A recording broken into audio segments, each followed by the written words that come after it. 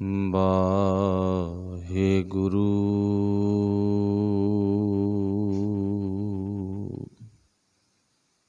ਮਨ ਦਹਿ ਦਿਸ ਚਾਲੋ ਚਾਲੋ ਭ੍ਰਮਿਆ,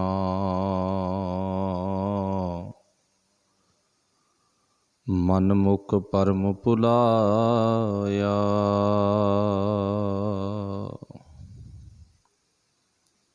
ਮਨ ਦਹਿ ਦਿਸੋ ਚੱਲ ਚੱਲ ਭਰਮਿਆ,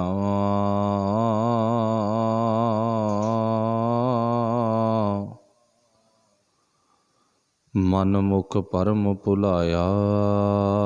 ਨਿਤ ਆਸਾ ਮਾਨੋ ਚਿਤਵੈ, ਨਿਤ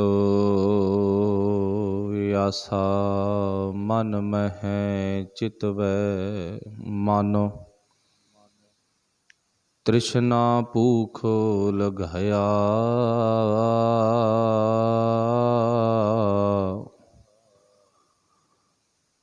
ਅਨਤਾ ਤਨ ਤਰ ਦਬਿਆ।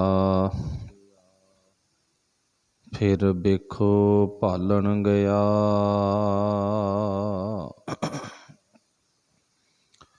ਜਨ ਨਾਨਕ ਨਾਮ ਸਲਾਹੇ ਤੂੰ।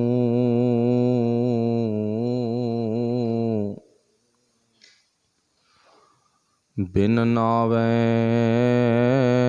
ਪਾਚੋ ਪਾਚੋ ਮੁਆ, ਜਨ ਨਾਨਕ ਨਾਮ ਸਲਾਹੇ ਤੂੰ।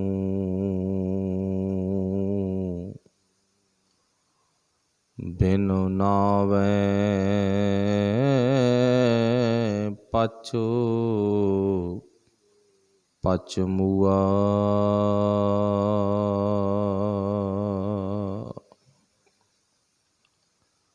ਜਬਰ ਛਤਰ ਤਖ਼ਤ ਦੇ ਮਾਲਕ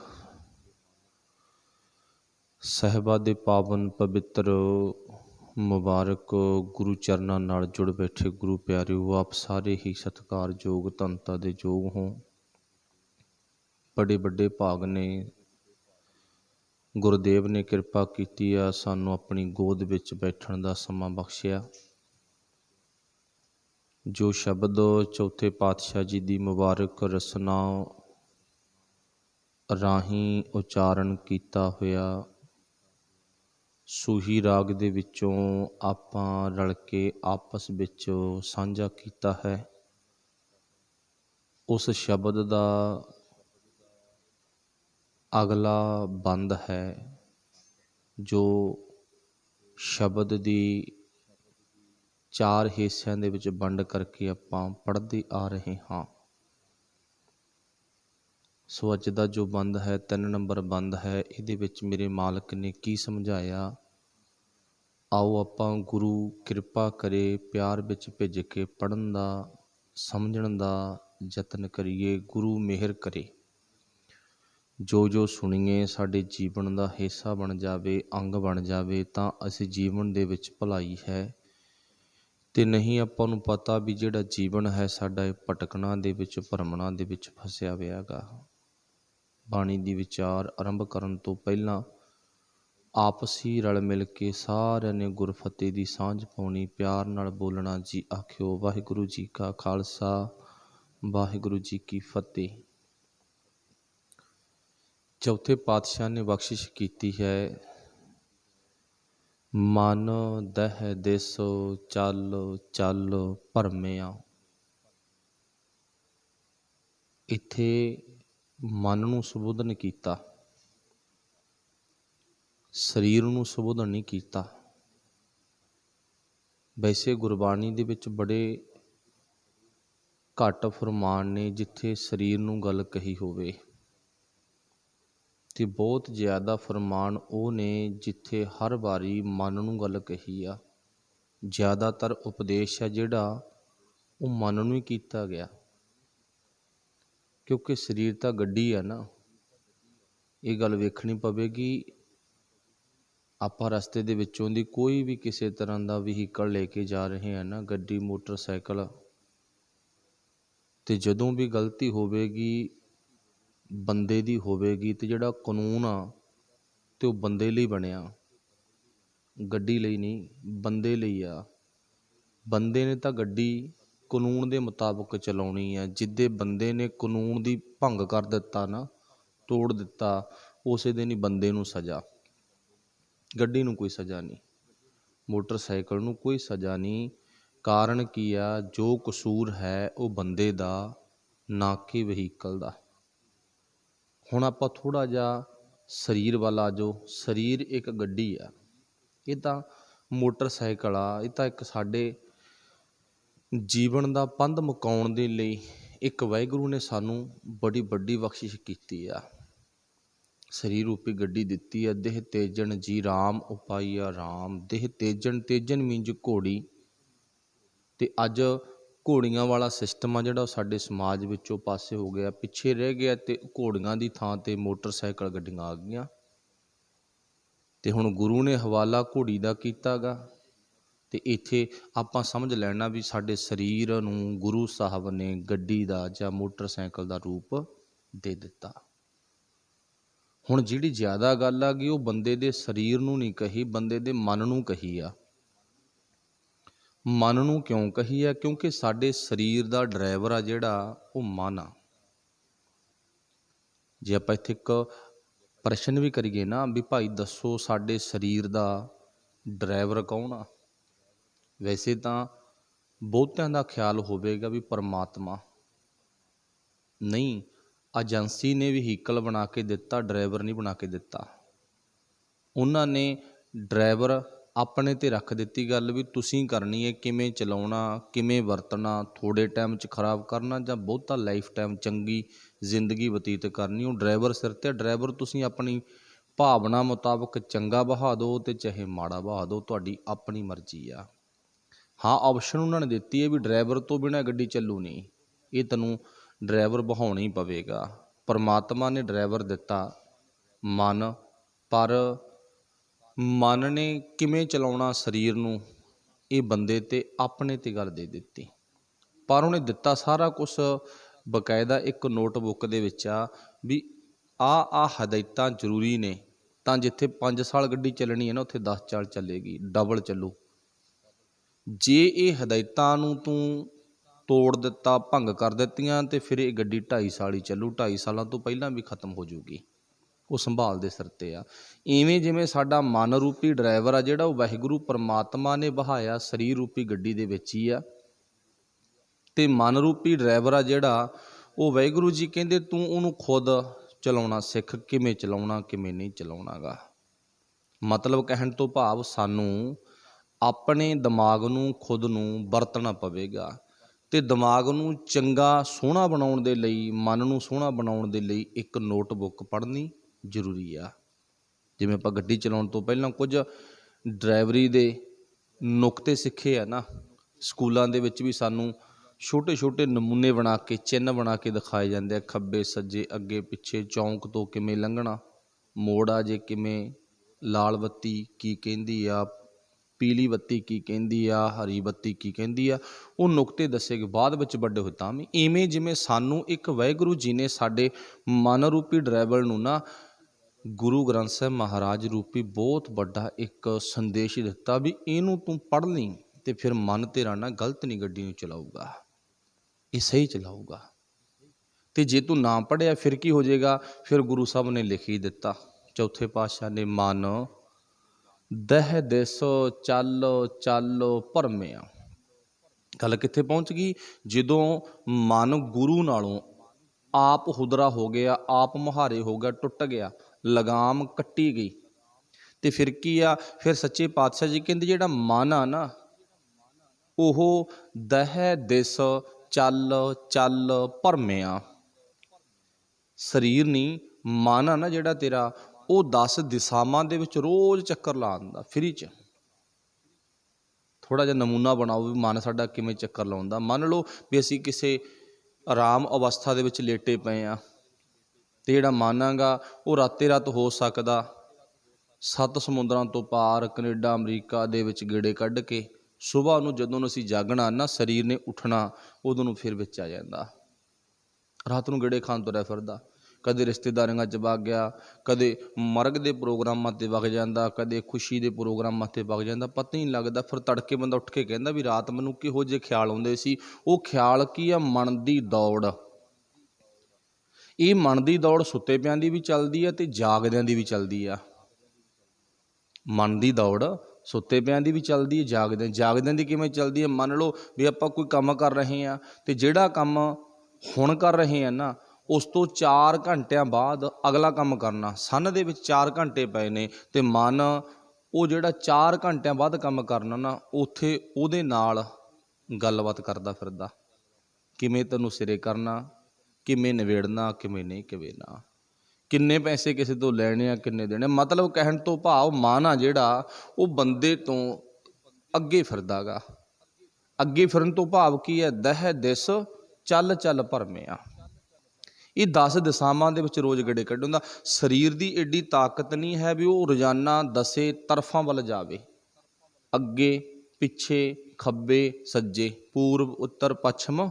ਆਪਾਂ ਨੂੰ ਪਤਾ ਨਾ ਵੀ ਮੇਰੇ ਮਾਲਕ ਨੇ ਸਾਨੂੰ 4 ਦਿਸ਼ਾਵਾਂ ਦਾ ਪੱਖ ਦਿੱਤਾ ਗਾ, ਵੀ ਇਹਨਾਂ 4 ਦਿਸ਼ਾਵਾਂ ਦੇ ਨਾਲ ਆਪਾਂ ਨੂੰ ਪਤਾ ਜ਼ਿਕਰ ਵੀ ਕੀਤਾ 10 ਹੋਰ ਤਰਫਾਂ, ਮਤਲਬ ਕਿ ਤਹਾਂ ਢਾਹਾਂ, ਇੱਧਰ ਉੱਧਰ, ਮਤਲਬ ਤੂੰ ਜਿੱਥੇ ਨਿਗਾਹ ਮਾਰੇਗਾ। 4 ਚੁਫੇਰੇ, ਬਸ ਕੋਈ ਜਗ੍ਹਾ ਨਹੀਂ ਹੈ ਜਿੱਥੇ ਮਨ ਨਹੀਂ ਗਿਆ। ਇਹਨੂੰ ਕੀ ਕਿਹਾ ਗਿਆ? ਗੁਰੂ ਤੋਂ ਪਾਸੇ ਹੋ ਕੇ ਟੁੱਟ ਕੇ ਮਨ ਆ ਜਿਹੜਾ ਸਾਡਾ ਨਾ ਭਾਈ, ਉਹ 4 ਚੁਫੇਰੇ ਗੇੜੇ ਖਾਂਦਾ ਫਿਰਦਾ ਹੈ। ਫਿਰ ਇਹ ਮਨ ਨੂੰ ਰੋਕਿਆ ਗੁਰੂ ਸਾਹਿਬ ਨੇ, ਕਹਿੰਦੇ ਇਹਨੂੰ ਕੰਟਰੋਲ 'ਚ ਕਰ। ਅਤੇ ਜਦੋਂ ਹੁਣ ਆਪਾਂ ਗੁਰਬਾਣੀ ਸੁਣਦੇ ਆ, ਉਦੋਂ ਇੱਕ ਨਾ ਹਰ ਇੱਕ ਸਟੇਜ ਤੋਂ ਗੱਲ ਕਹੀ ਜਾਂਦੀ ਆ, ਸੋ ਵਾਹਿਗੁਰੂ ਭਲਾ ਕਰੇ ਵੀ ਅੱਜ ਸਾਡਾ ਵੀ ਉਹ ਕਹੀ ਹੋਈ ਗੱਲ ਮੁਤਾਬਕ ਥੋੜ੍ਹਾ ਜਿਹਾ ਜੀਵਨ ਬਣ ਜੇ, ਪਰ ਬਣਾਉਣਾ ਔਖਾ। ਉਹ ਕਿਹੜੀ ਗੱਲ ਕਹੀ ਜਾਂਦੀ ਆ? ਵੀ ਸੰਗਤ ਜੀ, ਜਦੋਂ ਆਪਾਂ ਹੁਣ ਗੁਰਬਾਣੀ ਸੁਣਾਂਗੇ ਨਾ, ਆਪਾਂ ਮਨ ਅਤੇ ਤਨ ਨੂੰ ਇਕੱਠੇ ਰੱਖਣਾ, ਇਹਨਾਂ ਨੂੰ ਅੱਡੋ ਅੱਡ ਨਹੀਂ ਹੋਣ ਦੇਣਾ। ਇਹਨਾਂ ਨੂੰ ਜੇ ਮਨ ਸਰੀਰ ਨਾਲੋਂ ਅੱਡ ਹੋ ਗਿਆ, ਫਿਰ ਸਾਡੇ ਪੱਲੇ ਕੁਛ ਨਹੀਂ ਪੈਣਾ। ਇਹ ਸੱਚੀ ਗੱਲ ਆ। ਜਿਵੇਂ ਨਾ ਐਕਸੀਡੈਂਟ ਹੁੰਦਾ, ਬੰਦਾ ਅੱਖ ਦਾ ਫੋਰ, ਮਤਲਬ ਕਿ ਬਿਲਕੁਲ ਥੋੜ੍ਹੇ ਤੋਂ ਥੋੜ੍ਹਾ ਟਾਈਮ ਸਾਈਡ 'ਤੇ ਝਾਕ ਪਿਆ, ਨਾਲ ਦੀ ਨਾਲ ਐਕਸੀਡੈਂਟ ਹੋ ਗਿਆ। ਅਤੇ ਬੰਦਾ ਸੋਚਦਾ ਕਿ ਉਹੋ ਜਿਹੇ ਨਾ ਝਾਕਦਾ ਮੈਂ ਇੱਧਰ। ਜਾਂ ਬੰਦੇ ਨੂੰ ਟੂਲਾ ਆ ਗਿਆ, 1 ਮਿੰਟ ਦੇ ਟੂਲੇ ਵਿੱਚ ਬੰਦੇ ਦਾ ਨੁਕਸਾਨ। ਇਵੇਂ ਜਿਵੇਂ ਤਨ ਵਿੱਚੋਂ 1 ਮਿੰਟ ਵੀ ਮਨ ਬਾਹਰ ਵਗ ਗਿਆ, ਬਸ ਨਾਲ ਦੀ ਨਾਲ ਕਹਾਣੀ ਵਿਗੜ ਜੂ। ਫਿਰ ਆਪਾਂ ਪੁੱਛਾਂਗੇ ਵੀ ਇੱਥੇ ਕੀ ਲਫ਼ਜ਼ ਬੋਲਿਆ ਸੀ ਗੁਰੂ ਸਾਹਿਬ ਨੇ, ਕੀ ਗੱਲ ਕਹੀ ਆ। ਫਿਰ ਤਾਈਓਂ ਗੁਰਬਾਣੀ ਵੀ ਉਹ ਸੰਦੇਸ਼ ਦਿੰਦੀ ਆ, ਅਤੇ ਆਮ ਤਲ 'ਤੇ ਸਿਆਣੇ ਸੱਜਣ ਵੀ ਇਹ ਗੱਲ ਕਹਿੰਦੇ ਵੀ ਜਿੰਨੀ ਬਾਣੀ ਦੀ ਗੱਲ, ਗੁਰੂ ਦੀ ਗੱਲ ਸੁਣਨੀ ਆ, ਮਨ ਅਤੇ ਤਨ ਨੂੰ ਇਕੱਠੇ ਕਰਕੇ ਬੈਠਣਾ। ਆਪਾਂ ਮਨ ਅਤੇ ਤਨ ਦਾ ਇਕੱਠੇ ਹੋਣਾ 101% ਜ਼ਰੂਰੀ ਆ, ਜੇ ਆਪਾਂ ਗੁਰੂ ਨਾਲ ਜੁੜਨਾ। ਵੈਸੇ ਤਾਂ ਕਿਸੇ ਵੀ ਕੰਮ 'ਚ ਲਾ ਲਓ, ਮਨ ਅਤੇ ਤਨ ਦਾ ਇਕੱਠੇ ਹੋਣਾ ਜ਼ਰੂਰੀ ਆ। ਜਿਨ੍ਹਾਂ ਦਾ ਮਨ ਅਤੇ ਤਨ ਇਕੱਠਾ ਹੋ ਜਾਂਦਾ, ਉਹਨਾਂ ਦੀ ਕਹਿੰਦੀ ਜ਼ਿੰਦਗੀ ਇੰਨੀ ਸੋਹਣੀ ਬਣ ਜਾਂਦੀ ਹੈ, ਇੰਨੀ ਚੰਗੀ ਬਣ ਜਾਂਦੀ ਆ, ਉਹ ਜ਼ਿੰਦਗੀ ਵਰਗੀ ਹੋਰ ਕੋਈ ਜ਼ਿੰਦਗੀ ਨਹੀਂ ਹੈ। ਮਨ ਅਤੇ ਤਨ ਜਿਨ੍ਹਾਂ ਦਾ ਇਕੱਠਾ ਹੋ ਜਾਂਦਾ ਗਾ। ਅਤੇ ਇਹ ਮਨ ਦੀ ਦਾਤ ਦਿੱਤੀ ਵੀ ਕੇਵਲ ਬੰਦੇ ਨੂੰ ਹੀ ਆ, ਪਸ਼ੂਆਂ ਨੂੰ ਮਨ ਦੀ ਦਾਤ ਨਹੀਂ ਦਿੱਤੀ ਗਈ। ਹੁਣ ਅੱਜ ਤੱਕ ਆਪਾਂ ਵੇਖਿਆ ਵੀ ਸਾਡੇ ਜਿੰਨੇ ਵੀ ਇਰਦ ਗਿਰਦ ਪਸ਼ੂ ਨੇ, ਪੰਛੀ ਨੇ, ਵੀ ਉਹਨਾਂ ਨੇ ਵੱਡੀਆਂ ਵੱਡੀਆਂ ਫੈਕਟਰੀਆਂ ਖੋਲ੍ਹ ਲਈਆਂ, ਉਹਨਾਂ ਨੇ ਜਹਾਜ਼ ਬਣਾਤੇ, ਉਹਨਾਂ ਨੇ ਟ੍ਰੇਨਾਂ ਬਣਾਤੀਆਂ, ਬੱਸਾਂ ਗੱਡੀਆਂ ਬਣਾਤੀਆਂ। ਨਾ, ਉਹਨਾਂ ਦੀ ਜਿਹੋ ਜਿਹੀ ਜ਼ਿੰਦਗੀ ਹੈ 100 ਸਾਲ ਪਹਿਲਾਂ, 1000 ਸਾਲ ਪਹਿਲਾਂ, ਉਹ ਅੱਜ ਵੀ ਉਵੇਂ ਹੀ ਨੇ। ਉਹਨਾਂ ਦੀ ਜ਼ਿੰਦਗੀ 'ਚ ਕੋਈ ਬਦਲਵਾਂ ਰੂਪ ਨਹੀਂ ਆਇਆ। ਉਹ ਜਿਹੋ ਜਿਹਾ ਉਹਨਾਂ ਨੂੰ ਕਲਰ ਦਿੱਤਾ ਵਾਹਿਗੁਰੂ ਨੇ, ਕਾਲੇ ਰੰਗ ਦਾ, ਚਿੱਟੇ ਦਾ, ਲਾਲ ਪੀਲੇ ਦਾ, ਉਹੋ ਜਿਹਾ ਹੀ ਹੈਗਾ। ਉਹਨਾਂ ਨੇ ਆਪਣਾ ਕਲਰ ਵੀ ਨਹੀਂ ਚੇਂਜ ਕੀਤਾ ਹੈਗਾ। ਬੰਦੇ ਨੇ ਬਹੁਤ ਕੁਛ ਕਰ ਲਿਆ, ਮਨ ਦਿਮਾਗ ਨੇ ਕੀਤਾ, ਹੈ ਨਾ। ਕੇਵਲ ਮਨ ਆ ਜਿਹੜਾ ਉਹ ਵਾਹਿਗੁਰੂ ਨੇ ਬੰਦੇ ਨੂੰ ਦਿੱਤਾ ਹੈਗਾ। ਹੁਣ ਸੋਚਣ ਵਾਲੀ ਗੱਲ ਇਹ ਆ ਗੁਰੂ ਪਿਆਰਿਓ, ਵੀ ਸਾਨੂੰ ਮਨ ਅਤੇ ਤਨ ਨੂੰ ਇਕੱਠੇ ਕਰਨਾ ਬਹੁਤ ਜ਼ਰੂਰੀ ਆ, ਅਤੇ ਇਕੱਠੇ ਕਰਨੇ ਇਹ ਬਹੁਤ ਔਖੇ ਨੇ। ਇਕੱਠੇ ਕਰਨੇ ਇਹ ਬਹੁਤ ਜ਼ਿਆਦਾ ਔਖੇ ਨੇ। ਫਿਰ ਗੁਰੂ ਸਾਹਿਬ ਦੀ ਕਿਰਪਾ ਸਦਕਾ ਹੀ ਇਹ ਮਨ ਅਤੇ ਤਨ ਆ ਜਿਹੜੇ ਇਕੱਠੇ ਹੋ ਸਕਦੇ ਨੇ, ਗੁਰੂ ਦੀ ਕਿਰਪਾ ਸਦਕਾ। ਅਤੇ ਸੁਖਮਨੀ ਸਾਹਿਬ ਦਾ ਪਾਠ ਬੜੀਆਂ ਭੈਣਾਂ ਕਰਦੀਆਂ, ਲਿਖਿਆ ਨਾ, प्रभ की उस्तत करहो संत मीत। रब दी उस्तत करन वेले गुरु प्यारिओ की करना। पंजवें पातशाह कहंदे सावधान इकागर। इकागर तो भाव एक मन ते एक तन दोनों की अवस्था दोनों की एक थां ते रहायश होवे, टिकाणा होवे। मन ते तन नूं इकागर करना। सावधान इकागर चीत, तेरा चित्त मन शरीर एक थां ते होने जरूरी ने। फिर जी तेरी जिंदगी च भटकना ना, भरमना है, भरम मींज डर, वो खत्म हो जाऊगा। हुण मान लो शरीर है ना जिहड़ा, ये किसी का भी नहीं डरदा गा। हर एक का, नेपाली आ, बंगाली आ, कोई पंजाबी आ, कोई हरियाणवी आ, कोई राजस्थानी, कोई कनेडा अमरीका, जिथों दे धरती ते मर्जी का शरीर होवे, शरीर किसी का नहीं डरदा। पर शरीर च डरदा कौन आ? मन। मन ने डराया। मन ने कहता भी तू मर जाएगा तू गाहां, शरीर गाहां नहीं हुंदा गा तू। मन ने कहता तैनूं बीमारी लग जानी आ, शरीर वो काम नहीं करदा गा। जिथे मन ने संदेश उपदेश शरीर नूं दे दिता। ताइयों गुरु साहब ने कहा मन जीता जग जीत। मन नूं बलवान बना, ते मन नूं बलवान बनाउण दी जिहड़ी खुराक आ वो गुरु दी बाणी आ। बस मन डर नूं हट गया तां तन कदे भी नहीं डरदा गा। हुण आपां ये आम ही गल प्रचलित है एक कि भी जिहड़ी सिख रेजीमेंट दे नाल फौज हुंदी है ना, भी ओहदी वरतों औखे थावां च कीती जांदी आ। चलो ये गल नहीं भी कोई दूजा इंसान डरदा नहीं है जां डरदे ने, नहीं वो गल नहीं है। हर एक व्यक्ति है जिहड़ा वो मतलब कि अपने आप नूं दलेर कहाउंदा गा। पर क्यों अगे की जाती है? क्योंकि उन्हां दे अंदर जे 1000 फौजी है ना, 1000 दे विचों 100 तां फौजी वो आ जिन्हां दे अंदर गुरु दी बाणी दा ज्ञान आ, तो ज्ञान सदका मन करके दलेर ने। तो हुण एक नौजवान पिछे चढ़ाई कर गया ना, 12 जणियां दा भोग पा के ते फिर लास्ट ते चढ़ाई कीता। इथों सिद्ध हुंदा भी साडी कौम अजे अपने गुरु गोबिंद सिंह महाराज वालों बख्शिश कीते हुए जज्बे दा वो भुल्ली नहीं है।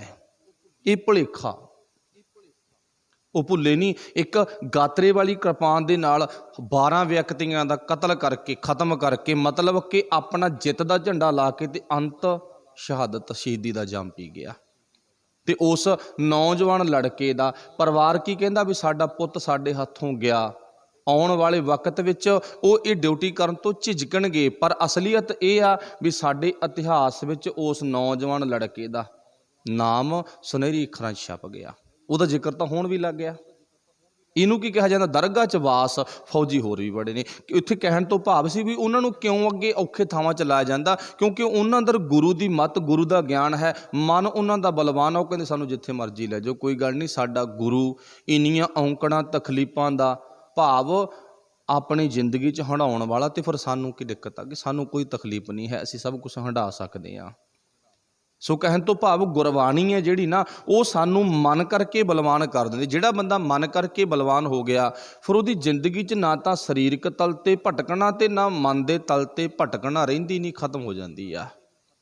मन जीता, मन जित लिया, जग जीत। उहनूं जग जितना कोई औखी गल नहीं है। पर जिथे कमजोरी आ ना, कमजोरी इस करके साडा मन आ जिहड़ा वो विषय विकारां दे विच खुभ गया।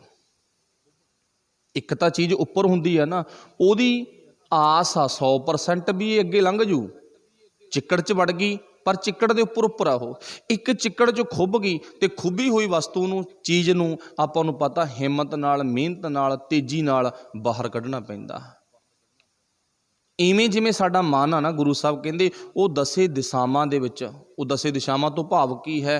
मन दे बुरे ख्याल, वो बुरे ख्यालां दी भटकना विच ना खुभ गया भाई, ते हुण डरन लग गया। डर डर डरना मन का शोर। जिहड़ा व्यक्ति माड़े काम करदा वो डरदा। हुण आपां नूं पता ना भी जिन्ने लीडर ने सारे डरदे ने। क्यों डरदे ने?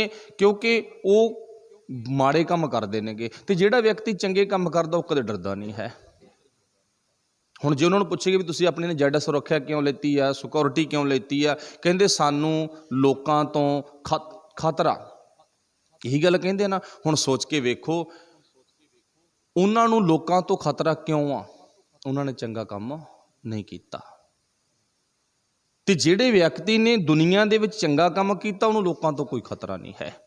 बड़े लीडर ने जिहड़े लोकां 'च आम तुरे फिरदे ने उन्हां नूं कोई खतरा नहीं। कारण की आ भी मन की जिहड़ी बुराई आ ਉਹਨੇ ਉਹਨਾਂ ਨੂੰ ਡਰਨ ਲਾਤਾ। 24 ਘੰਟੇ ਡਰਦੇ ਨੇ। ਮਨ ਦੀਆਂ ਬੁਰਾਈਆਂ, ਮਨ ਦੀ ਭਟਕਣਾ, ਮਨ ਦੇ ਭੁਲੇਖੇ ਨੇ ਉਹਨਾਂ ਨੂੰ ਇੱਕ ਡਰ ਦੇ ਭਾਵ ਖੂਹ ਵਿੱਚ ਧੱਕਾ ਦੇ ਦਿੱਤਾ। ਜਿੱਥੋਂ ਸੱਚ ਜਾਣਿਓ ਜਿੰਨਾ ਚਿਰ ਉਹਨਾਂ ਦਾ ਅੰਤ ਸਮਾਂ ਨਹੀਂ ਆਉਂਦਾ, ਮੌਤ ਨਹੀਂ ਆਉਂਦੀ, ਉਹਨਾਂ ਟਾਈਮ ਉਹਨਾਂ ਦੀ ਭਟਕਣਾ ਮੁੱਕਦੀ ਨਹੀਂ ਹੈ। ਹੁਣ ਗੁਰੂ ਸਾਹਿਬ ਨੇ ਇੱਥੇ ਜ਼ਿਕਰ ਕੀਤਾ, ਕਹਿੰਦੇ ਮਨ ਦਹਿ ਦਿਸ ਚੱਲ ਚੱਲ ਭਰਮਿਆ, ਭਟਕਣਾ ਦੇ ਵਿੱਚ ਫਸਿਆ ਪਿਆ। ਮਾੜੇ ਕੰਮ ਕਰਦਾ ਕਰਦਾ ਇਹ ਭਾਈ ਡਰਨ ਲੱਗ ਗਿਆ। ਡਰ ਡਰ ਡਰਨਾ ਮਨ ਕਾ ਸ਼ੋਰ, ਮਨ ਦੀ ਕਲਪਨਾ ਹੀ ਸਾਡੇ ਡਰ ਦਾ ਮੂਲ ਹੈ, ਮਨ ਦੇ ਬੁਰੇ ਖਿਆਲ। ਹੁਣ ਇਹ ਤੋਂ ਬਚਿਆ ਕਿਵੇਂ ਜਾਵੇ? ਫਿਰ ਗੁਰੂ ਸਾਹਿਬ ਜੀ ਅੱਗੇ ਜ਼ਿਕਰ ਕਰਦੇ ਨੇ, ਨਿਤ ਆਸਾ ਮਨ ਚਿਤਵੈ। ਨਿਤ ਹਰ ਰੋਜ਼ ਆਸਾ ਮਨ ਦੀ ਅੰਦਰ ਦੀ ਭਾਵਨਾ, ਆਸਾ ਚਿਤਵੈ, ਚਿਤਵਦਾ। ਹੁਣ ਇੱਥੇ ਗੁਰਦੇਵ ਪਾਤਸ਼ਾਹ ਜੀ ਗੱਲ ਕੀ ਕਹਿੰਦੇ ਨੇ, ਬੰਦਾ ਜਿਹੜਾ ਮਨ ਦੀ ਭਾਵਨਾ ਨਾ ਉਹ ਕੁਛ ਹੋਰ ਬਣਾਈ ਬੈਠਾ ਗਾ। ਮਨ ਦੀ ਭਾਵਨਾ ਤਾਂ ਕੁਛ ਹੋਰ ਆ ਨਾ। ਵਾਹਿਗੁਰੂ ਭਲਾ ਕਰੇ। ਮਨ ਦੀ ਭਾਵਨਾ ਕੀ ਆ ਵੀ 20,000 ਦਿੱਤਾ ਗਾ, ਕੋਈ ਗੱਲ ਨਹੀਂ, ਜਿੱਦੇ 80 ਵਿਆਜ ਦਾ ਲਾ ਕੇ ਲੱਖ ਰੁਪਈਆ ਨਾ ਲੈ ਕੇ ਖੜਾ ਛੱਡਿਆ ਨਾ ਤਾਂ ਮੇਰਾ ਨਾਂ ਵੀ ਫਲਾਨਾ ਨਾ ਜਾਣੀ। ਮਨ ਦੀ ਭਾਵਨਾ। ਦਿੱਤਾ 20 ਆ, ਦਿੱਤਾ 10 ਆ, ਕਹਿੰਦਾ ਕੋਈ ਗੱਲ ਨਹੀਂ 50 ਲੈ ਕੇ ਖੜਾ ਛੱਡੂਗਾ, ਲੈ ਲਾ। ਮਨ ਦੀ ਭਾਵਨਾ। ਕਿੱਥੇ ਭਲਾ? ਜੋ ਗੁਰੂ ਸਾਹਿਬ ਜੀ ਕਹਿੰਦੇ ਆ ਨਾ, ਕਰ ਭਲਾ ਹੋ ਭਲਾ, ਵੀ ਆਪਣੀ ਜ਼ਿੰਦਗੀ 'ਚ ਭਲੇ ਦੀ ਕੋਸ਼ਿਸ਼ ਕਰ। ਭਾਵ ਬੁਰੇ ਕੰਮਾਂ ਨੂੰ ਤਿਆਗ ਦੇ ਜੋ ਵੀ ਹਨ। ਇੱਥੇ ਗੁਰਦੇਵ ਪਾਤਸ਼ਾਹ ਜੀ ਕਹਿੰਦੇ ਨਿਤ ਆਸਾ ਮਨ ਮੈਂ ਚਿਤਵੈ। ਕਹਿੰਦੇ ਮਨ ਦੇ ਵਿੱਚ ਇੰਨੀਆਂ ਬੁਰੀਆਂ ਆਸਾਵਾਂ ਦਾ ਇਹ ਖਜ਼ਾਨਾ ਭੰਡਾਰਾ ਤਿਆਰ ਕਰੀ ਬੈਠਾ ਗਾ। ਮਨ ਤ੍ਰਿਸ਼ਨਾ ਭੁੱਖ ਲਗਾਇਆ। ਕਹਿੰਦੇ ਇੱਕ ਤਾਂ ਸਰੀਰਕ ਭੁੱਖ ਆ ਗਈ ਤੇ ਇੱਕ ਤ੍ਰਿਸ਼ਨਾ ਦੀ ਭੁੱਖ ਆ। ਸਰੀਰਕ ਭੁੱਖ ਮਿਟ ਜਾਂਦੀ ਆ ਤੇ ਤ੍ਰਿਸ਼ਨਾ ਦੀ ਭੁੱਖ ਕਦੇ ਮਿਟਦੀ ਨਹੀਂ ਹੈ। ਸਰੀਰ ਦੀ ਭੁੱਖ ਤਾਂ ਥੋੜ੍ਹੀ ਹੈ ਨਾ, 2-4 ਪ੍ਰਸ਼ਾਦੇ, 3 ਟਾਈਮ 2 ਟਾਈਮ, ਜਿੰਨੀ ਵੀ ਬੰਦੇ ਨੂੰ ਇੱਛਾ ਉਹਦੇ ਮੁਤਾਬਕ ਸਰੀਰ ਦੀ ਭੁੱਖ ਮਿਟ ਜਾਂਦੀ ਆ। ਪਰ ਜਿਹੜੀ ਤ੍ਰਿਸ਼ਨਾ ਦੀ ਭੁੱਖ ਆ ਇਹ ਕਦੇ ਵੀ ਨਹੀਂ ਮਿਟਦੀ ਗੀ। ਤ੍ਰਿਸ਼ਨਾ ਬੁਝੈ ਹਰਿ ਕੈ ਨਾਮ, ਮਹਾ ਸੰਤੋਖ ਹੋਵੈ ਗੁਰ ਬਚਨੀ। ਵਾਹਿਗੁਰੂ ਭਲਾ ਕਰੇ। ਉਹ ਆਪਾਂ ਜਾਣਦੇ ਆਂਗੇ ਵੀ ਤ੍ਰਿਸ਼ਨਾ ਸਾਡੀ ਗੁਰੂ ਦੀ ਮੱਤ ਨਾਲ ਜੁੜ ਕੇ, ਗਿਆਨ ਨਾਲ ਜੁੜ ਕੇ ਬੁਝਦੀ ਹੈ। ਨਹੀਂ ਤਾਂ ਹੋਰ ਹੋਰ ਹੋਰ ਇਹ ਭਾਵਨਾ ਬੰਦੇ ਦੀ ਖਤਮ ਨਹੀਂ ਹੁੰਦੀ। ਚਲੋ ਸਾਹਿਬ ਸੱਚੇ ਪਾਤਸ਼ਾਹ ਜੀ ਕਹਿੰਦੇ ਬੰਦਾ ਮਨ ਤ੍ਰਿਸ਼ਨਾ ਭੁੱਖ ਲਗਾਇਆ। ਕਹਿੰਦੇ ਇੰਨਾ ਕੁ ਤ੍ਰਿਸ਼ਨਾ ਦੀ ਭੁੱਖ ਦੇ ਅਧੀਨ ਹੋ ਗਿਆ। ਹੁਣ ਕਹਿੰਦੇ ਮਾੜੇ ਤੋਂ ਮਾੜਾ ਕੰਮ ਕਰਨ ਦੇ ਲਈ ਵੀ ਇਹ ਤਿਆਰ ਹੈ, ਰੁਕੇਗਾ ਨਹੀਂ, ਕਰੇਗਾ। ਇੱਕ ਨਾ ਥੋੜ੍ਹੀ ਜਿਹੀ ਇੱਥੇ ਆਪਾਂ ਇਹ ਗੱਲ ਸਮਝਣੀ ਆ ਵੀ ਧੰਨ ਗੁਰੂ ਨਾਨਕ ਦੇਵ ਮਹਾਰਾਜ, ਵੈਸੇ ਹਰ ਇੱਕ ਸਟੇਜ ਤੋਂ ਉਹਨਾਂ ਦਾ ਜ਼ਿਕਰ ਹੁੰਦਾ, ਬਾਣੀ ਵੀ ਉਹਨਾਂ ਦੀ ਆ, ਆਪਾਂ ਵੀ ਉਹਨਾਂ ਦਿੱਤੇ ਹੀ ਖਾਂਦੇ ਹਾਂ। ਤੂੰ ਦਾਤਾ ਦਾਤਾਰ ਤੇਰਾ ਦਿੱਤਾ ਖਾਵਨਾ। ਖਾਣ ਲੱਗਿਆਂ, ਪੈਣ ਲੱਗਿਆਂ, ਹੰਡਾਉਣ ਲੱਗਿਆਂ ਆਪਾਂ ਮਾਲਕ ਦਾ ਸ਼ੁਕਰ ਕਰਨਾ ਗਾ। ਹੁਣ ਧੰਨ ਗੁਰੂ ਨਾਨਕ ਦੇਵ ਮਹਾਰਾਜ ਦੇਖੋ, ਸਾਡੀ ਇੱਕ ਪੰਜਾਬ ਦੀ ਧਰਤੀ 'ਤੇ ਜਨਮੇ ਨੇ। ਉਹਨਾਂ ਦੀ ਜ਼ਿੰਦਗੀ ਦੇ ਵਿੱਚ ਉਹ ਕਿਹੜਾ ਸ਼ੁਭ ਕਰਮ ਸੀ ਜਿਸ ਕਰਮ ਨੇ ਉਹਨਾਂ ਨੂੰ ਲੋਕਾਂ ਦੇ ਦਰਦ ਨੂੰ ਮਹਿਸੂਸ ਕਰਨ ਲਾ ਦਿੱਤਾ? ਇਹ ਦੇਖਣਾ ਪਊਗਾ। ਸ਼ਾਇਦ ਵਾਹਿਗੁਰੂ ਭਲਾ ਕਰੇ, ਜਿੱਥੋਂ ਤੱਕ ਆਪਾਂ ਨਿਗਾਹ ਮਾਰੀ ਹੈ ਨਾ, ਵੀ ਮੈਂ ਨਹੀਂ ਵੇਖਿਆ ਵੀ ਕਦੇ ਇੱਦਾਂ ਦਾ ਲੇਖ ਕਿਸੇ ਕਿਤਾਬ 'ਚ ਹੋਵੇ। ਹਾਂ, ਜੇ ਕੋਈ ਸਾਈਡ 'ਤੇ ਪਈ ਆ ਤੁਹਾਡੇ ਧਿਆਨ 'ਚ ਹੋਵੇ ਤਾਂ ਦੱਸ ਜ਼ਰੂਰ ਦੇਣਾ ਵੀ ਅਸੀਂ ਫਲਾਣੇ ਅਖਬਾਰ ਵਿੱਚ, ਫਲਾਣੀ ਕਿਤਾਬ ਦੇ ਵਿੱਚ, ਫਲਾਣੇ ਵਿਅਕਤੀ ਦੀ ਲਿਖੀ ਹੋਈ ਬੁੱਕ ਆ, ਉਹਦੇ ਵਿੱਚ ਪੜ੍ਹਿਆ ਵੀ ਗੁਰੂ ਨਾਨਕ ਸਾਹਿਬ ਨੇ ਪਹਿਲੀ ਸੰਗਤ ਕਿਹਦੀ ਕੀਤੀ ਹੈ ਤੇ ਉਹਨਾਂ ਨੂੰ ਕੀ ਦਿਸਿਆ। ਇੰਨਾ ਜ਼ਰੂਰ ਆ ਵੀ ਗੁਰੂ ਨਾਨਕ ਸਾਹਿਬ ਨੇ, ਭਾਈ ਗੁਰਦਾਸ ਨੇ ਲਿਖਿਆ ਨਾ ਵੀ ਹੈ ਕਰਦੀ ਫਿਰੈ ਲੁਕਾਈ, ਵੀ ਲੋਕਾਂ ਦੀਆਂ ਹੈ ਦੀਆਂ ਆਵਾਜ਼ਾਂ ਗੁਰੂ ਨਾਨਕ ਸਾਹਿਬ ਨੂੰ ਸੁਣੀਆਂ। ਭਾਈ ਗੁਰਦਾਸ ਨੇ ਲਿਖ ਦਿੱਤਾ, ਲੋਕਾਂ ਦੀਆਂ ਹੈ ਦੀਆਂ ਆਵਾਜ਼ਾਂ, ਬੂ ਮਾਨਸ ਦੀਆਂ ਆਵਾਜ਼ਾਂ, ਪੀੜਾਂ, ਚੀਕਾਂ, ਰੌਲਾ ਸੁਣਿਆ ਬਾਬੇ ਨਾਨਕ ਨੂੰ। ਤੇ ਜਦੋਂ ਬਾਬੇ ਨਾਨਕ ਨੂੰ ਲੋਕਾਂ ਦਾ ਦਰਦ ਸੁਣਿਆ ਨਾ, ਪੀੜ ਗਈ, ਬਾਬਾ ਨਾਨਕ ਬੇਈ ਨਦੀ ਵਿੱਚ ਚਲਾ ਗਿਆ।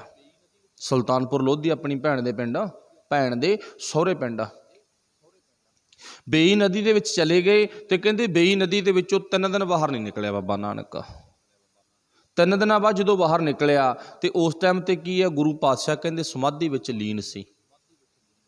ਸਮਾਧੀ ਵਿੱਚ ਲੀਨ ਆ ਨਾ। ਚਲੋ ਵਾਹਿਗੁਰੂ ਭਲਾ ਕਰੇ, ਥੋੜਾ ਸੋਚਣਾ ਪਵੇਗਾ। ਜੇ ਗੁਰੂ ਨਾਨਕ ਸਾਹਿਬ 3 ਦਿਨ ਬੇਈ ਨਦੀ 'ਚ ਵੜ ਕੇ ਜਿਉਂਦਾ ਸਰੀਰ ਕਰਕੇ ਬਾਹਰ ਆ ਗਿਆ फिर थोड़ा जिहा आपां देखो, मेरी कोई टिक्का टिप्पणी नहीं, थोड़ा जिहा आपां गौर नाल सोचनी है गल।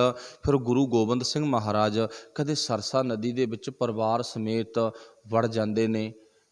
उन्हां दे नाल अनेक ही गुरसिख ने ते अनेक ही प्यारे परिवार दे मैंबर, अनेक ही धार्मिक ग्रंथ लिटरेचर, किन्ने वधिया वधिया गुरु पातशाह जी दे कोल घोड़े, हाथी, प्रशादी हाथी भी वो सरसा दी भेट ही चढ़ गया।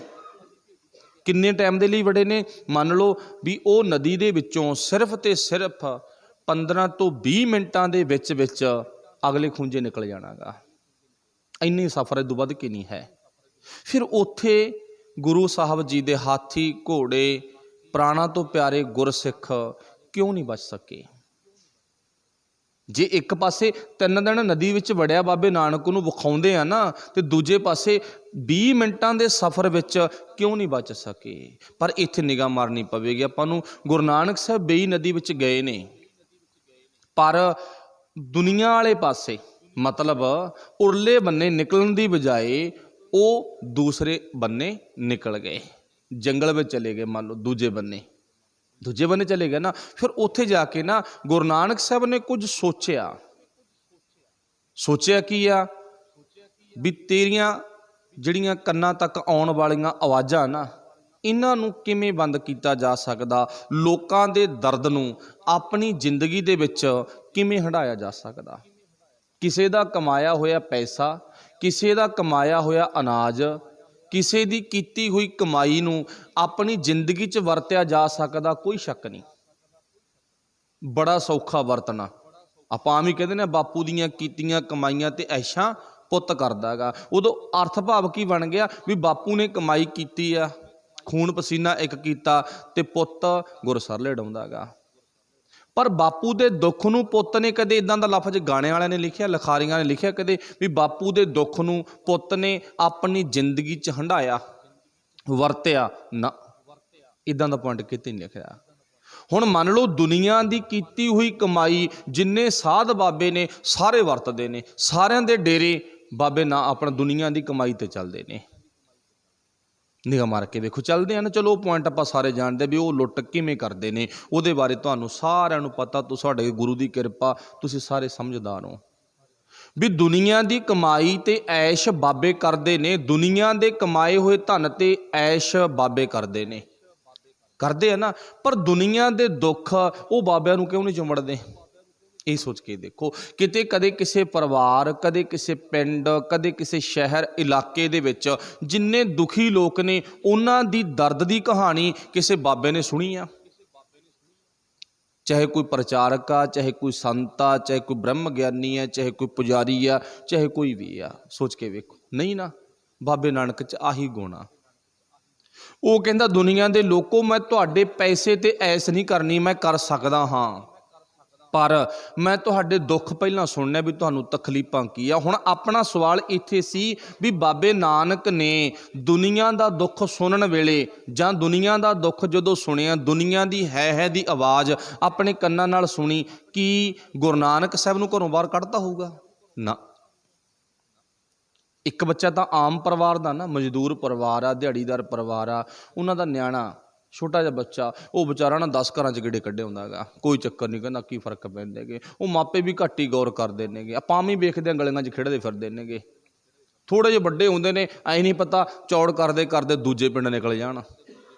अच्छा, एक वो आ जिहड़ा थोड़ा शाहूकार हैगा, तकड़ा थोड़ा जिहा, कदे उहदा बच्चा देखिया भी अज एक घर तो चौथे घर 10वें घर विच वग गया, नहीं जाण दिंदे गे। ਉਹਦਾ ਬੱਚਾ ਵੇਖਿਆ ਵੀ ਆਪਣੀ ਮੁਹੱਲਾ ਪੱਤੀ ਛੱਡ ਕੇ ਦੂਜੀ ਕਿਸੇ ਪੱਤੀ ਵਿੱਚ ਮੁਹੱਲੇ ਵਿੱਚ ਵਗ ਗਿਆ, ਨਹੀਂ ਜਾਣ ਦਿੰਦੇ। ਆਪਣਾ ਪਿੰਡ ਛੱਡ ਕੇ ਖੇਡਦਾ ਖੇਡਦਾ ਕਦੇ ਤਕੜੇ ਘਰ ਦਾ ਬੱਚਾ ਦੂਜੇ ਪਿੰਡ ਵਗ ਗਿਆ, ਦੇਖਿਆ ਕਦੇ? ਨਹੀਂ ਵੇਖਿਆ। ਗਰੀਬ ਪਰਿਵਾਰਾਂ ਦੇ ਬੱਚੇ ਆਮ ਹੀ ਫਿਰਦੇ ਸੜਕਾਂ 'ਤੇ ਖੇਡਦੇ। ਇੱਥੇ ਕਹਾਣੀ ਕੀ ਆ ਵੀ ਧੰਨ ਗੁਰੂ ਨਾਨਕ ਦੇਵ ਮਹਾਰਾਜ ਕੋਈ ਆਮ ਪਰਿਵਾਰ ਵਿੱਚ ਨਹੀਂ ਜਨਮਿਆ, ਉਹਨਾਂ ਦਾ ਜਨਮ ਇੱਕ ਬਹੁਤ ਤਕੜੇ ਘਰ ਦੇ ਵਿੱਚ ਜਨਮ ਹੋਇਆ।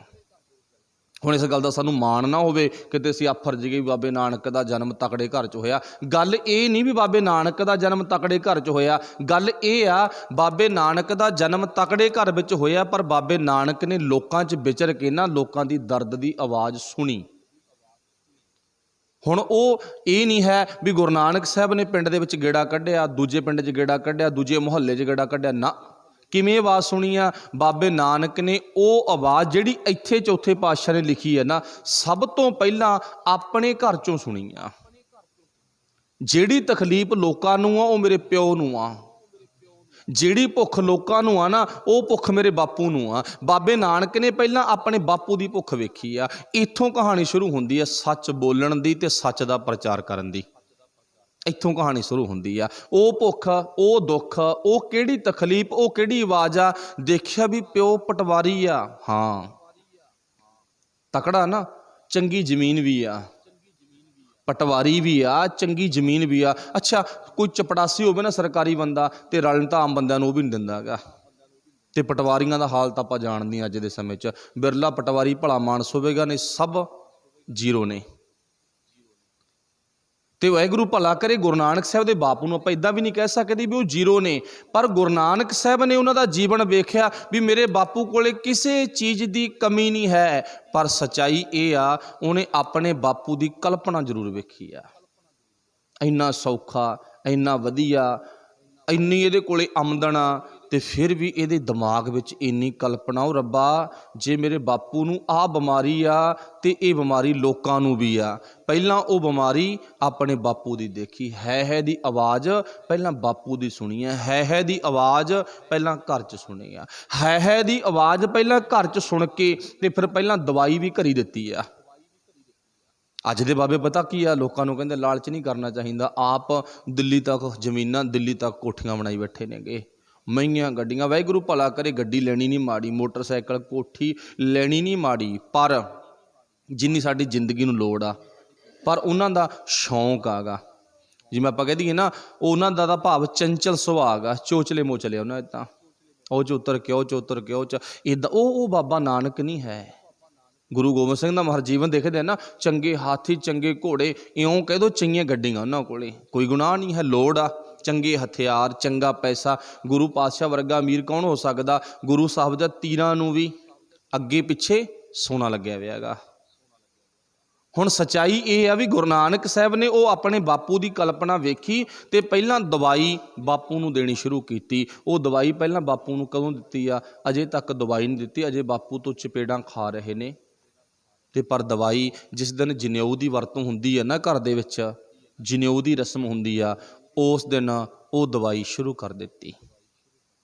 ਉਦੋਂ ਆਜ਼ਾਦ ਹੋ ਗਿਆ ਬਾਬਾ ਨਾਨਕ ਕਿ ਮੈਂ ਹੁਣ ਤੇਰੇ ਘਰ ਦੇ ਵਿੱਚ ਨਾ, ਤੇਰੇ ਇੱਕ ਦਾਇਰੇ ਵਿੱਚ ਹੀ ਰਹਾਂਗਾ।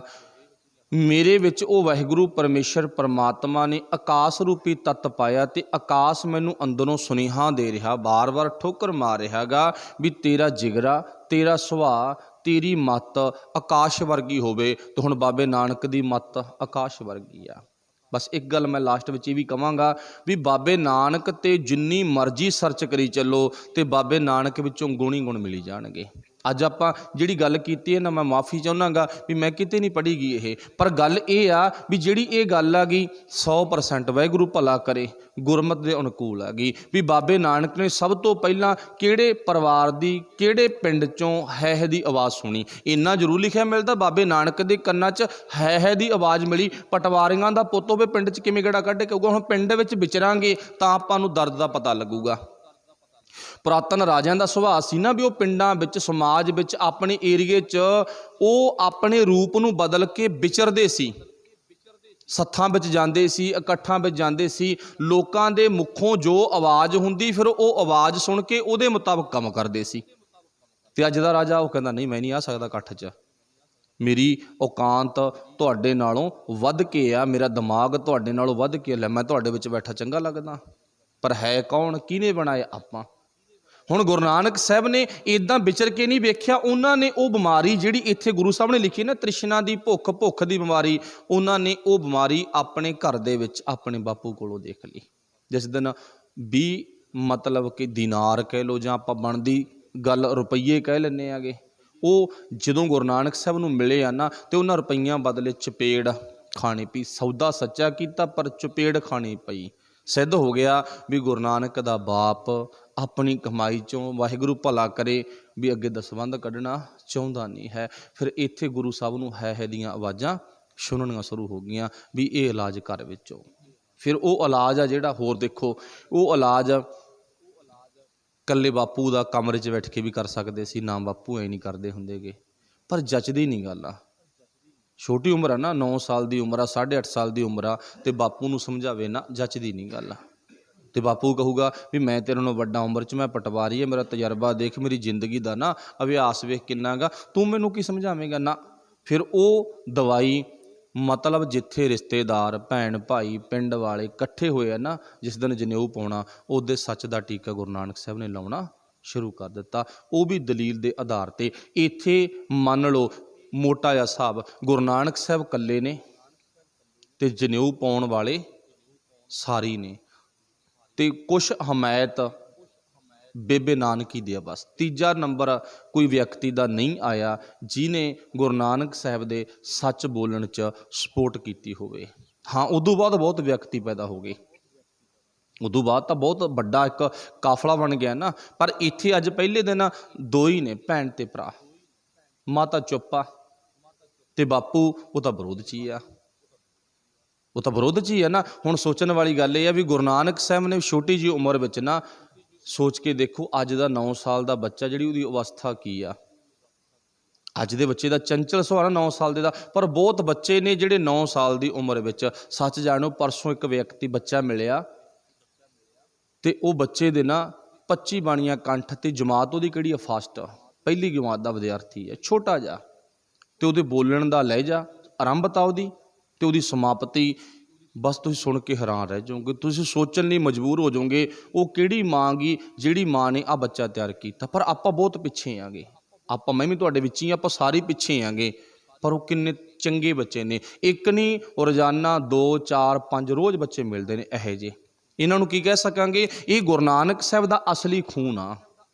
जिन्हां दे इन्नी बाणी काठा। बस केवल इउं पुछना, पुत्त किहड़ी किहड़ी बाणी पढ़दे हो, उन्होंने ऐ नहीं दसना भी जपजी साहब फिर मूँह ते उंगल धर ली, फिर दूगे सौखी जबानी, थोड़ा थोड़ा चौपी साहब भी आउंदा गा, ना ना, उन्होंने इक्केदम ही गणने शुरू करते, इदां ही बस रोकना पिया भी रुक जाओ बस बहुत आ, भी हुण सानूं सुणाओ। सुणाउणा की आ, कहंदे जो तुसीं कहोगे।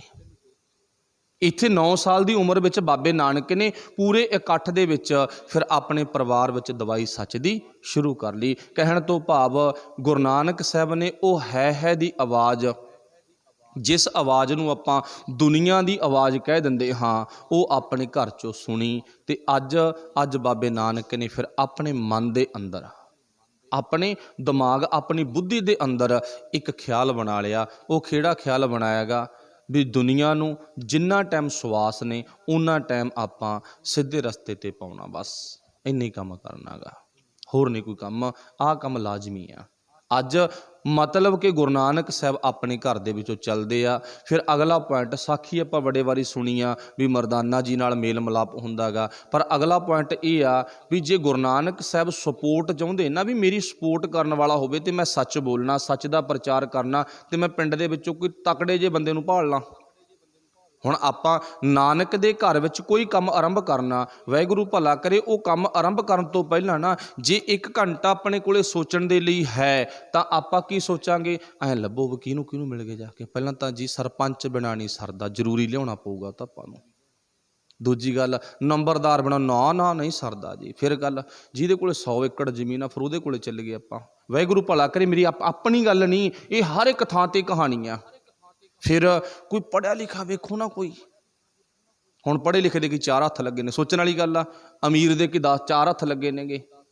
गल की आ, गुरु नानक साहब ने सोचिया भी हुण मैं सपोर्ट किहदी लवां। हुण ये सवाल आ भी गुरु नानक साहब ने पहलां सच दा प्रचार करन दे लई अपने नाल साथी रलाउण दे लई, सपोर्ट करन दे लई किहदी चोण कीती आ। तलवंडी विच अमीर नहीं हैगे, बहुत ने।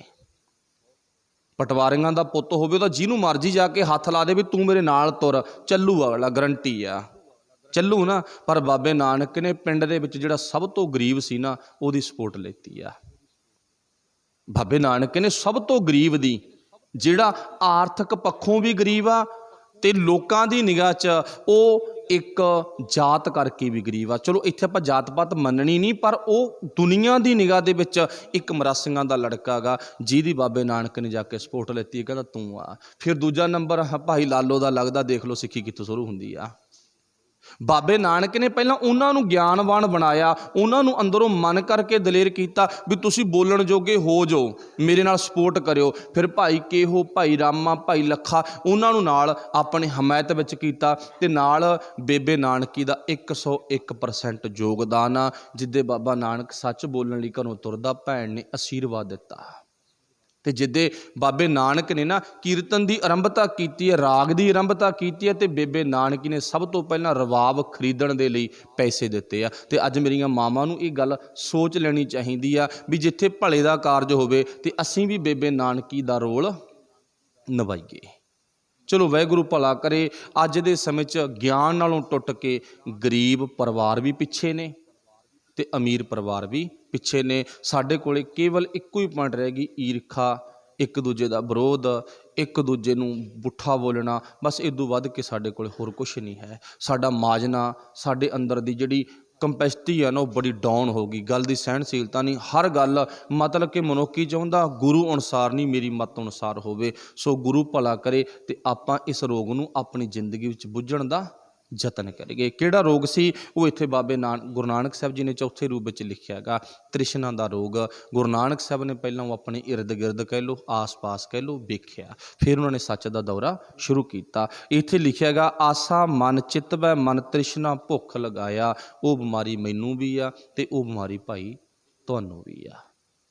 बस ये ना मनो भी गल क्यों कहती, वो बीमारी मैनू भी आ, वो बीमारी तुहानू भी आ। तृष्णा दी एक लोड़, एक तृष्णा, दो पक्ष ने गे, ठीक है ना। अगे ये बीमारी संतां नूं भी है, बीमारी ब्रह्म ज्ञानियां नूं भी आ, ये बीमारी बड़े बड़े अपने आप नूं कहाउण वाले विद्वानां नूं भी आ। तृष्णा दी होर होर होर होर होर ये बीमारी उन्हां नूं भी आ। यही बीमारी बाबे नानक ने सब तो पहलां वेखी आ भी आह भुख किवें मिटूगी। वो भुख मिटाउण दे लई फिर सच्चा बोलना, सच का प्रचार कह लो, उदासियां का कह लो, जिहड़ा सिस्टम वो शुरू किया। फिर अगे अनता धन धर धब्बिया, फिर बिख भालन गया। गुरु साहब कहते बंदे कोल इन्ना कुछ आ, इन्ना कुछ आ, कहते बड़ा कुछ आ, कहते दब्बी बैठा सारा कुछ, दिसना नहीं चाहिए किसी नूं। इत्थे जिक्र किया धरती च दब्बिया, लिखिया की आ अनता, अनता भाव बेअंत, धन अगे लिखिया गा धर, धर मीनज धरती, दब्बिया धर, धरती दे विच दब्बिया, मतलब कि हर एक बंदा इन्ना धन लकोई बैठा। जे सारे दा सारा धन, जे मोदी कहंदे ने काला धन वापस लेके जे बाहर निकलना होवे तो सारा संसार साडा, मान लो भी कला इंडिया भी सौखा हो जाए जे सारा धन बाहर निकलिया आवे, पर नहीं, मुश्किल आ। कब्जा ना उत्ते एक बंदे का, दो का, चौं का, चार का, 10 का, इदा कब्जा। गुरु साहब कहते आप ही अपनी मतलब कि अवस्था मुताबक हर कोई कब्जा करी बैठा। फिर की आ, वो धन नूं लुकाउण दे लई कहंदे बाहरों जहर खरीदण वग गया बंदा। बाहरों की खरीदा गा जहर, माड़े काम होर करदा गा, हजे हटिया नहीं गा। हुण जहर किवें खरीदा, जदों धन नप लिया उदों कहंदा कुछ नहीं हुंदा, माड़ा काम कर ला, बथेरा धन पिया, पर रौला ना, किसी नूं दे के एक गुट्टी निबेड़ दांगे, एडी किड्डी गल आ, एक गुट्टी दा काम आगा। की हो गया, वो नपे हुए धन के सिर ते बंदे ने माड़े काम आरंभ करते। वो माड़े कामां नूं बाबे नानक ने जहर लिख दिता, कहंदे जहर खरीदण वग गया। हुण उस धन की वरतों आपां की खरीदना सी, अमृत, पर खरीदिया की आ, जहर। हुण गुरु साहब जी कहंदे देख ला जीवन किवें संतुष्ट हो सकदा, कदे भी नहीं होवेगा। फिर पाश के जन नानक नाम सलाहे तू बिन नावै, पच पच मोया। अपने गुरु का नाम सलाहिया कर, परमात्मा की वडियाई करया कर, नहीं किया पच पच मूआ, मतलब तेरी जिंदगी बर्बाद हो जाएगी। तेरी जिंदगी नूं मतलब साडी जिंदगी नूं लाणतां पैणगीआं। इत्थों तक विचार समाप्त आ। बोलदे तो गुरु साहब जी की संगत बख्शण योग ने, बड़ियां भुलां रह जांदियां ने जी। वाहिगुरू जी का खालसा, वाहिगुरू जी की फतेह। राम कली महला तीजा, आनंद एको ओंकार, सतगुर प्रसाद।